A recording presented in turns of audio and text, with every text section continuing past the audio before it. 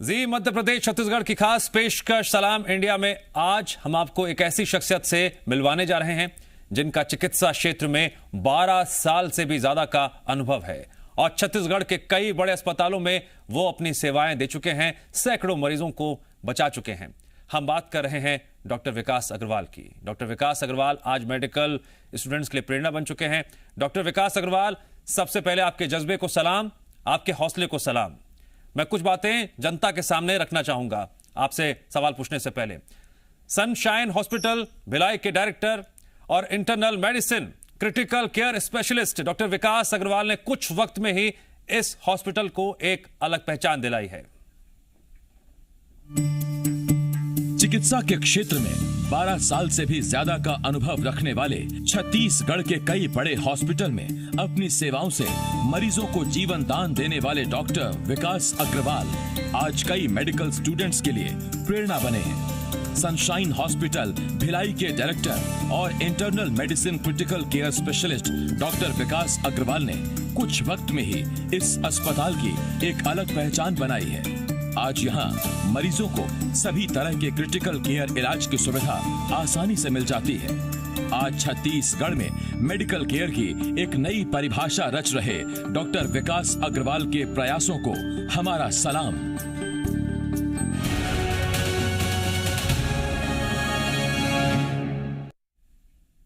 जी हाँ, sunshine hospital के director विकास अग्रवाल जी हमारे साथ जुड़ गए हैं। उनसे हम जानने की कोशिश करेंगे इस कोरोना काल में किन किन चुनौतियों का सामना करना पड़ा और अपने जज्बे हौसले से उन चुनौतियों को पार पाते हुए वो बेहतर तरीके से काम कर पा रहे हैं।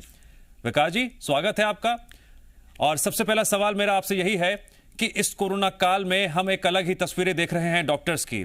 दिन रात लगातार वो मरीजों का इलाज कर रहे हैं, अपना घर बार भूल चुके हैं, अपने परिवार से कई दिनों से मिल भी नहीं पा रहे हैं। और इस दौरान अगर हम बात करें अस्पतालों की, तो अस्पताल में जितनी भी व्यवस्थाएं हैं उन्हें भी कई मुसीबतों का सामना करना पड़ा, कई चुनौतियों का सामना करना पड़ा। इस दौरान निजी अस्पतालों को और कौन किन बातों की तकलीफ हुई, ये हम सबसे पहले आपसे जानना चाहेंगे। जी नमस्कार। मैं सबसे पहले आपको बताना चाहूँगा कि अभी जो कोरोना का सेकेंड लहर जब आया था तब सभी निजी अस्पतालों को बहुत सारी दिक्कतों का सामना करना पड़ा था और उसमें सबसे बड़ी दिक्कत हमको हुई थी मैन पावर की। Nursing staff, housekeeping, ward attenders, doctors, इन सब की सबसे ज़्यादा किल्लत इसलिए हुई थी क्योंकि मरीजों की संख्या बहुत ज़्यादा थी।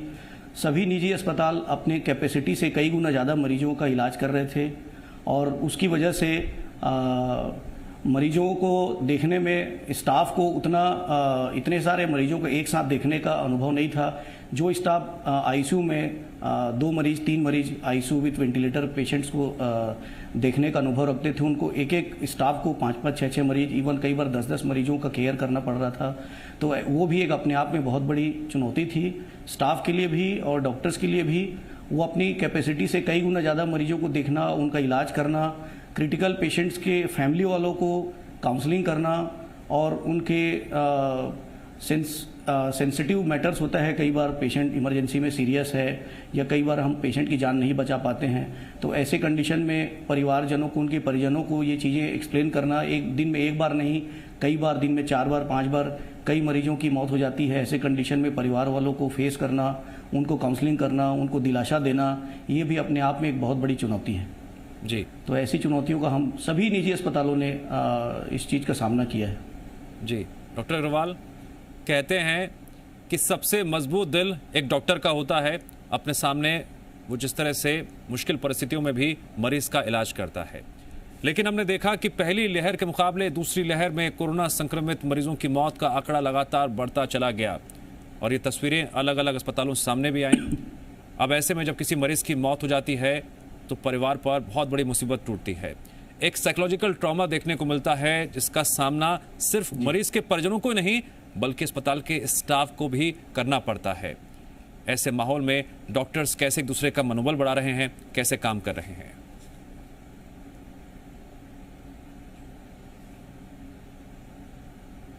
जी, ये भी एक अपने आप में एक बहुत बड़ी चुनौती रही है दूसरे लहर में, क्योंकि मरीजों की संख्या बहुत ज़्यादा थी और उसमें क्रिटिकल और सीरियस मरीजों की संख्या बहुत ज़्यादा थी और पहले लहर के मुकाबले दूसरे लहर में मौतें भी ज़्यादा हुई हैं।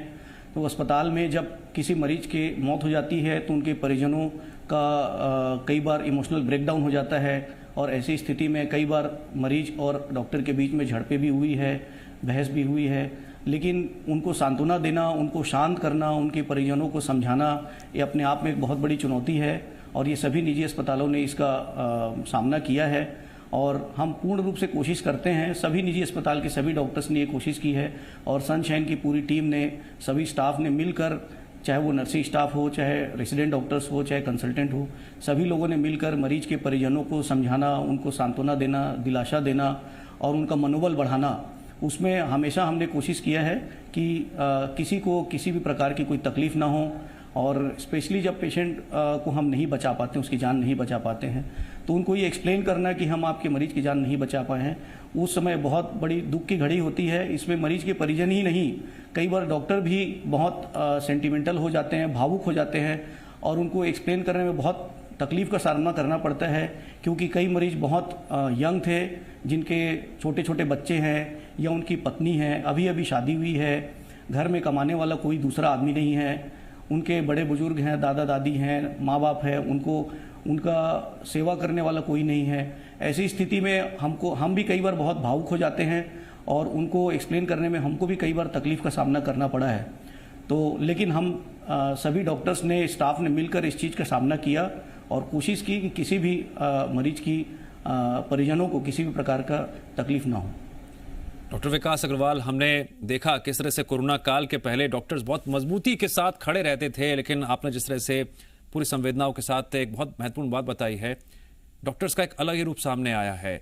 किस तरह से मरीज के परिजनों को वो दिलासा भी दे रहे हैं, समझा भी रहे हैं, बता भी रहे हैं। सर, मेरा अगला सवाल यह है कि एक तरफ सरकार अपनी तरफ से लगातार प्रयास कर रही है कि जो वैक्सीनेशन ड्राइव इस वक्त जारी है, वैक्सीन लगवाने के लिए लोगों को प्रेरित किया जा रहा है, लेकिन आप डॉक्टर हैं, आपकी बात और मजबूती के साथ जनता के बीच पहुंचेगी क्योंकि जनता कई मामलों में कंफ्यूज है, तरह तरह की भ्रांतियां फैली हुई है। कौन सी वैक्सीन लगवानी चाहिए, कोवैक्सीन, कोविशील्ड, अब स्पुतनिक वी भी आ गई है, उसको लेकर भी अब चर्चा शुरू हो गई है। ऐसे में सर, मैं चाहूंगा कि आपके माध्यम से जनता को ये जानकारी मिले, ये उनको ये समझ में आ सके कि वैक्सीन लगवाना कितना जरूरी है और कौन सी वैक्सीन लगवानी चाहिए, उससे क्या फर्क पड़ता है, नहीं पड़ता है। तमाम तरह की जो भ्रांतियां इस वक्त आप देख रहे हैं, सुन रहे हैं, उसको दूर करें। देखिए, सबसे पहले तो मैं ये बताना चाहूँगा कि जो वैक्सीनेशन जो प्रोग्राम है वो सरकार की तरफ से पूरी प्रयास किया जा रहा है कि सभी को जल्द से जल्द वैक्सीन लगे। और जहाँ तक बात है कौन सी वैक्सीन लगाना है, कौन सी नहीं लगाना है, अभी हमारे पास, हमारे देश में कोवैक्सीन और कोविशील्ड दोनों प्रकार की वैक्सीन उपलब्ध है और दोनों वैक्सीन प्रभावशाली हैं और दोनों वैक्सीन सुरक्षित हैं। दोनों वैक्सीन के ट्रायल किए जा चुके हैं और पूरे देश में नहीं, पूरे विश्व में लाखों करोड़ों लोगों ने कोवैक्सीन और कोविशील्ड लगवाया है और वैक्सीन की वजह से ही आज बहुत लोग सुरक्षित हैं। तो मैं सभी जनमानस को यही रिक्वेस्ट करना चाहूँगा कि जल्दी से जल्दी अपने आप को, अपने परिवार वालों को, अपने दोस्त यार, अपने रिश्तेदारों, सभी लोगों को मोटिवेट करें वैक्सीन लगवाने के लिए। वैक्सीन से डरने की कोई ज़रूरत नहीं है, चाहे वो कोविशील्ड हो चाहे कोवैक्सीन हो, दोनों इक्वली इफेक्टिव हैं। और वैक्सीन, मैंने खुद वैक्सीन लगवाया है, दोनों डोज मुझे लग चुका है। हमारे सनशाइन हॉस्पिटल के सभी स्टाफ एवं कर्मचारियों को दोनों डोज वैक्सीन की लग चुकी है और शायद इसी वजह से हमारा पूरा स्टाफ आज कोविड के दौरान कोविड के मरीजों का इलाज करते हुए किसी भी स्टाफ एवं कर्मचारी को कोरोना इन्फेक्शन नहीं हुआ है और वो निडर होकर काम कर पाए हैं, मरीजों की सेवा कर पाए हैं। क्योंकि वो सभी जानते थे कि हमें दोनों डोज वैक्सीन का लग चुका है। तो मैं यही चाहूँगा, सबसे यही रिक्वेस्ट करूँगा कि वैक्सीन 18 साल से अगर आपकी उम्र ज़्यादा है तो वैक्सीन जल्दी से जल्दी और ज़रूर से ज़रूर लगवाएं।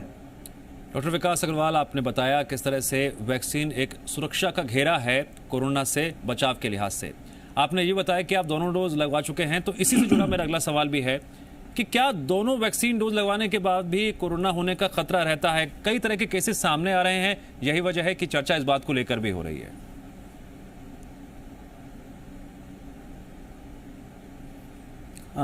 देखिए, वैक्सीन के बारे में मैं यही कहना चाहूँगा कि वैक्सीन बहुत ही सुरक्षित है और बहुत इफेक्टिव है, लेकिन कोई भी ट्रीटमेंट हो, चाहे कोई किसी भी प्रकार का इलाज हो, 100% रिजल्ट किसी भी प्रकार के इलाज में नहीं होता है और कोई भी वैक्सीन का 100% रिजल्ट नहीं होता है। अगर कोई वैक्सीन मोर देन 70% इफेक्टिव है तो वैक्सीन को कारगर माना जाता है। अगर आपने दोनों वैक्सीन के दोनों डोज लगवाए हैं, चाहे वो कोविशील्ड हो चाहे कोवैक्सीन हो, तो आपके कोरोना इन्फेक्शन होने की संभावना बहुत कम हो जाती है। लेकिन इसका मतलब ये नहीं है, कई लोगों को ये लगता है कि हमने तो वैक्सीन लगवा लिया है तो हमको मास्क पहनने की ज़रूरत नहीं है, हमको कोविड एप्रोप्रिएट जो गाइडलाइन प्रोटोकॉल्स है उसको फॉलो करने की ज़रूरत नहीं है। तो मैं सबको यही कहना चाहूँगा कि वैक्सीन लगवाने के बाद भी आपको मास्क लगाना अनिवार्य है, आपको कोविड एप्रोप्रिएट बिहेवियर को मेंटेन करना अनिवार्य है, भीड़ भाड़ वाले इलाके में नहीं जाना है और सोशल डिस्टेंसिंग का पालन करना है, सैनिटाइज़र का यूज़ करना है, समय समय पर हाथ धोना है। ये सारे जो एप्रोप्रिएट बिहेवियर हैं इसको हमें कंटिन्यू रखना है। वैक्सीन लग गया इसका मतलब ये नहीं है कि आप 100% प्रोटेक्टेड हो गए, 100% गारंटीड है कि अब आपको कोविड नहीं होगा। वैक्सीन लगने के बाद भी आपको कोविड का इन्फेक्शन हो सकता है, लेकिन ज़्यादातर केसेस में वो इन्फेक्शन बहुत माइल्ड होता है। रेयर केसेस में हजारों में किसी एक पेशेंट को ऐसा हुआ है कि दोनों डोज लगने के बाद भी उससे कोरोना इन्फेक्शन हुआ और वह क्रिटिकली इल हो गया है। ऐसे केसेस बहुत ही कम हैं, बहुत ही रेयर हैं। मैं एक एग्जांपल देना चाहता हूं। जैसे कि सामान्य दूसरी बीमारियों में, जैसे अगर हार्ट अटैक की बीमारी है उसमें कहा जाता है, या लंग कैंसर की बीमारी कहा जाता है कि सिगरेट स्मोकिंग स्वास्थ्य के लिए अच्छा नहीं होता है, सिगरेट स्मोकिंग करने वालों को लंग कैंसर ज़्यादा होता है या हार्ट अटैक की संभावना ज़्यादा रहती है। लेकिन कई केसेस ऐसे भी देखे गए हैं जिन्होंने जीवन में कभी ना तंबाकू खाया है, ना सिगरेट पिया है, ना कोई दूसरे नशे का सेवन किया है, हेल्दी लाइफस्टाइल मेंटेन की है, उसके बावजूद भी उन्हें हार्ट अटैक आया है, उसके बावजूद भी उन्हें लंग कैंसर हुआ है। लेकिन इसका मतलब ये तो नहीं कि हम सिगरेट पीने लग जाएं, शराब पीने लग जाएं, लोगों को सिगरेट शराब पीने के लिए मना ना करें, उनको मोटिवेट ना करें सिगरेट छोड़ने के लिए। तो वैसे ही वैक्सीन है, अगर कोई ये कहे कि वैक्सीन लगाने के बाद भी फला आदमी को कोरोना इन्फेक्शन हो गया तो अब कोरोना वैक्सीन लगाने का कोई फायदा नहीं है, ऐसा नहीं है। कोरोना वैक्सीन लगाने का फायदा मोर देन 70-80% है। अगर 80% आपको संभावना है कि आपको कोरोना इन्फेक्शन नहीं होता है वैक्सीन से, तो ये अपने आप में एक बहुत बड़ा आंकड़ा है। और अगर हम जितने लोग बीमार हुए हैं कोरोना से या जितने लोग मरे हैं उनका अगर हम आंकड़ा देखें और उसका अगर स्टडी करें तो मैक्सिमम लोग ऐसे होंगे जिनको वैक्सीन नहीं लगा है। जिनको वैक्सीन लगा है उसमें बहुत कम लोग इन्फेक्शन हुए हैं और बहुत कम लोगों को ही हॉस्पिटलाइज होना पड़ा है। डॉक्टर विकास अग्रवाल, यही तो वजह है कि हम लगातार कहते हैं कि डॉक्टर्स भगवान का दूसरा रूप तो होते ही हैं, और आज के दौर में इस कोरोना काल में जब दूसरी लहर के दौरान तमाम तरह की परिस्थितियां हम देख रहे हैं, ये भी बात निकलकर सामने आ रही है कि जो गंभीर बीमारी जो से ग्रसित हैं वो भी जब सनशाइन हॉस्पिटल पहुंचते हैं तो सिर्फ इलाज ही नहीं बल्कि बेहतर रिश्ते के माध्यम से भावनात्मक रूप से भी उन्हें इलाज मिलता है। सर, जब हम बेहतर इलाज और बेहतर रिश्ते की बात करते हैं तो मैं बात करना चाहूँगा होम आइसोलेशन की। इसको लेकर भी कई तरह की बातें आप देख रहे हैं सोशल मीडिया के जरिए लोगों तक पहुँचती हैं।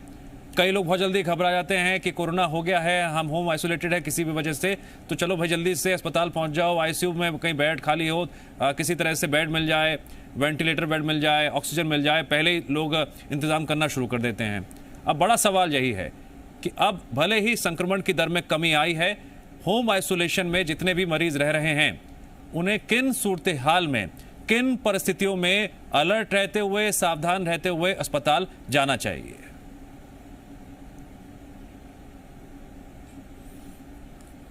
जी बिल्कुल सही, आपने बहुत अच्छा एक सवाल उठाया है, मुद्दा उठाया है। सबसे पहले तो मैं ये बताना चाहूँगा कि अगर आपको कोविड इन्फेक्शन हो गया, इसका मतलब ये नहीं है कि आप हॉस्पिटल में एडमिट हो जाइए और आईसीयू में जाकर के एडमिट हो जाइए, वेंटिलेटर बेड अवेलेबल करवा लीजिए। कई लोगों में पैनिक क्रिएट होता है और कुछ लोगों में ऐसा भी बिहेवियर देखा गया है कि जैसे इन्फेक्शन हुआ तो ऑक्सीजन सिलेंडर अपने घर में ला के रख लिए कि मुझे अगर ज़रूरत पड़ी तो ऑक्सीजन लगाना पड़ा तो पहले ही सिलेंडर ला करके जमा कर लिए, या इंजेक्शंस दवाइयाँ जमा कर लिए, मुझे पता नहीं मार्केट में मिलेगा नहीं मिलेगा। ऐसा कुछ नहीं। अगर आपको कोविड इन्फेक्शन हुआ है तो मोर देन 90% केसेस में वो माइल्ड इन्फेक्शन होता है और वो 5 से 7 दिन में वो धीरे धीरे ठीक होने लगता है। तो सबसे पहली बात तो जब भी आपको कोविड के लक्षण आते हैं तो तुरंत अपने डॉक्टर से संपर्क करिए।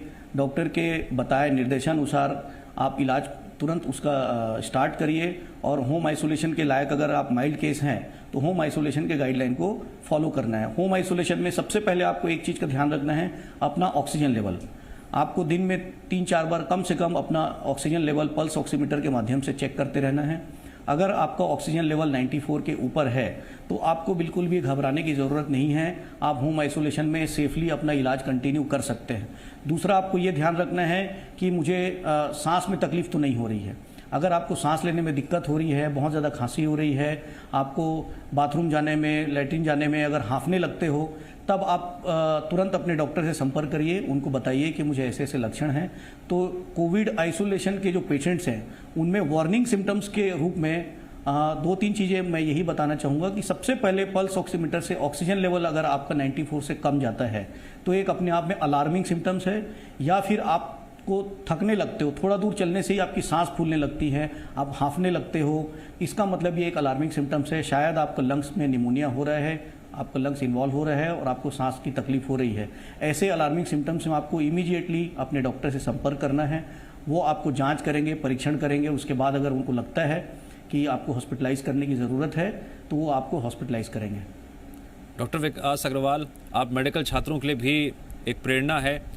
और अगला सवाल मेरा और भी ज़्यादा महत्वपूर्ण है क्योंकि आपको 12 सालों का अनुभव है इस मेडिकल क्षेत्र में। सर, आजकल ये ब्लैक फंगस को लेकर भी कई तरह की रिसर्च और जानकारी सामने आ रही है। क्या सही है, क्या गलत है? लोग बहुत डरे हुए हैं ब्लैक फंगस को लेकर।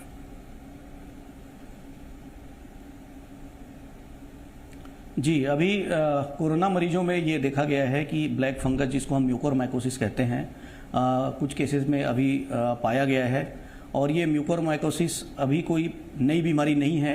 ये सदियों से ये बीमारी हमारे आसपास में रही है। लेकिन ये सिर्फ उन्हीं मरीजों को होता है जिनकी इम्यूनिटी बहुत कम होती है, बहुत कम। जैसे कि कैंसर के मरीज हैं जिनको कैंसर की कीमोथेरेपी के इंजेक्शंस दिए जाते हैं, या फिर ट्रांसप्लांट पेशेंट हैं जिनको किडनी ट्रांसप्लांट, लंग ट्रांसप्लांट या हार्ट ट्रांसप्लांट के केसेस हैं, लीवर ट्रांसप्लांट के पेशेंट्स हैं जिनको इम्यूनोसप्रेसेंट ड्रग दिया जाता है ताकि उनका ऑर्गन ट्रांसप्लांट रिजेक्शन ना हो। ऐसे इम्यूनोसप्रेसेंट ड्रग्स लेने वाले जो मरीज थे पहले, उनमें म्यूकोरमाइकोसिस के केसेस पाए जाते थे। और ये म्यूकोरमाइकोसिस वाला जो फंगस है ये हमारे वातावरण में स्पोर्स के रूप में हर हमेशा मौजूद रहते हैं।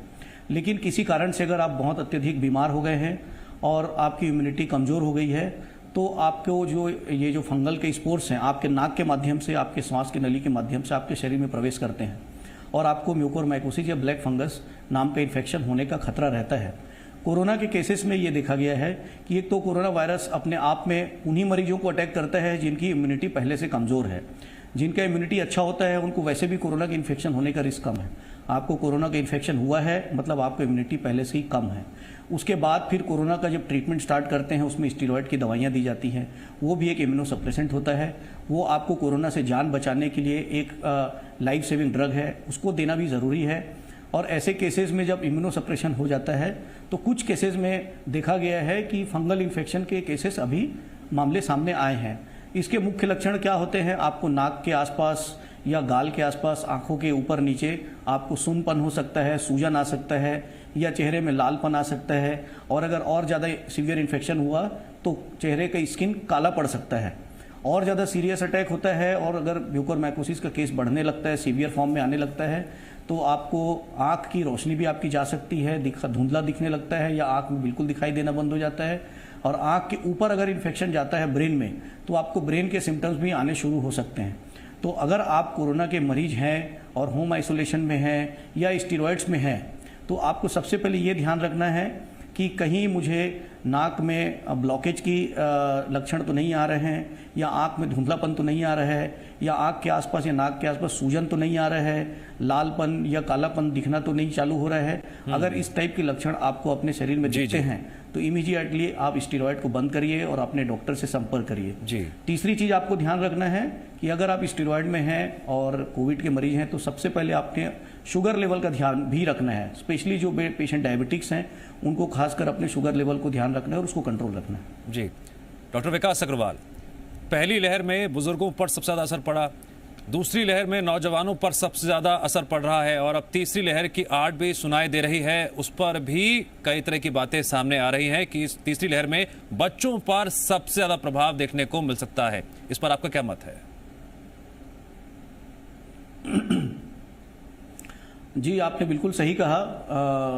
अगर हम पैटर्न अगर देखते हैं तो जब पहला लहर आया था, फर्स्ट वेव जब आई थी, तब ज़्यादातर केसेस हमने देखा था कि बुज़ुर्गों में आया था, जिनकी एज ज़्यादा है, जिनकी इम्यूनिटी पहले से कम है, उनको कोरोना का संक्रमण ज़्यादा हो रहा था। लेकिन दूसरी लहर में हमने देखा कि अब बुज़ुर्गों के अलावा जो नौजवान हैं, जो नवयुवक हैं, युवा हैं, उनमें भी कोरोना का संक्रमण बहुत ज़्यादा मात्रा में हुआ है और बहुत लोग अफेक्टेड हुए हैं और बहुत लोगों की जान भी गई है। और अब तीसरी लहर में ये ऐसा आकलन वैज्ञानिकों की तरफ से किया जा रहा है, ऐसी संभावना जताई जा रही है कि अगर तीसरी लहर आती है तो ये बच्चों को भी अफेक्ट कर सकता है। इसका मतलब ये है कि देखिए, बुजुर्गों में इम्यूनिटी कम होती है, यंग्स में थोड़ी ज़्यादा होती है और बच्चों में इम्यूनिटी सबसे अच्छी होती है। इसका मतलब ये है कि वायरस अपना ताकत बढ़ा रहा है। जो लोग इम्यूनिटी जिनकी कम थी पहले, उनको इन्फेक्ट करता था, अब जिनकी इम्यूनिटी अच्छी है उनको भी इन्फेक्ट कर रहा है। अब आगे चल के अगर वायरस की शक्ति अगर बढ़ती गई तो वो बच्चों को भी अफेक्ट कर सकता है जी। इसका मतलब ये हुआ कि हमको अपने परिवार का बहुत ज़्यादा ध्यान रखना है और बच्चों को सबसे ज़्यादा केयर करना है। अगर तीसरी लहर आती है तो ये बच्चों को असर कर सकती है, इसलिए हम कोशिश करें कि अपने बच्चों को घर के अंदर ही रखें, घर के बाहर बिना किसी ज़रूरी कारण के खुद भी घर से ना निकले और बच्चों को भी घर से ना निकलने दें। डॉक्टर विकास अग्रवाल, जब इस कोरोना काल में चारों तरफ निराशा का भाव देखने को मिल रहा है, आप जैसे कई डॉक्टर्स एक लॉ जगा रहे हैं, लॉ आशा की, लॉ उम्मीद की, और प्रेरणा के तहत ही मरीजों का इलाज भी कर रहे हैं और वो मरीज स्वस्थ होकर घर लौट रहे हैं। सलाम इंडिया के इस मंच पर जीएमपीसीजी आपको सम्मानित करता है और इस सम्मान के साथ ये उम्मीद करता है कि लगातार इसी तरह से सनशाइन हॉस्पिटल आपकी लीडरशिप में बेहतर तरीके से मरीजों का इसी तरह से इलाज करता रहे और एक प्रेरणा भी मेडिकल क्षेत्र के लोगों को इसी तरह से मिलती रहे। बहुत बहुत शुक्रिया आपका।